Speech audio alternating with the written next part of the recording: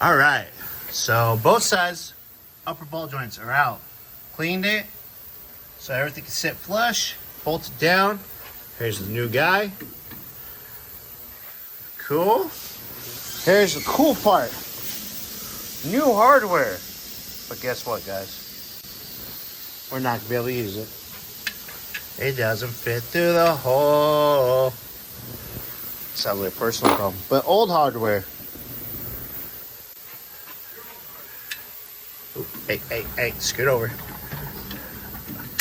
It fits. So, I'm gonna clean the old hardware up real quick. Get these bolted in, both sides, and I'll give you guys an update video. And we should be able to take that control arm out, clean it up a little bit, and get it bolted on the bottom. Yay! More fun. All right, guys. All right. Ball joints in. You know, I was cracking up because I took this off. The old ball joint.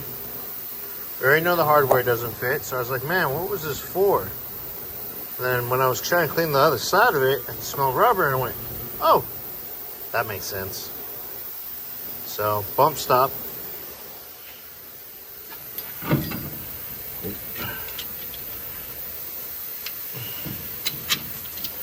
Right there. And locking washer. Oop. Oop. Okay. Well, I guess I'm not doing this one-handed.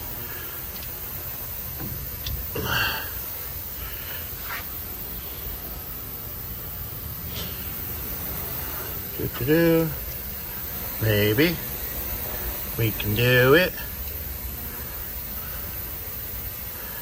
We can do it. Boom. So I'm gonna tighten these up. This side's basically on, so I just gotta tighten them up real quick.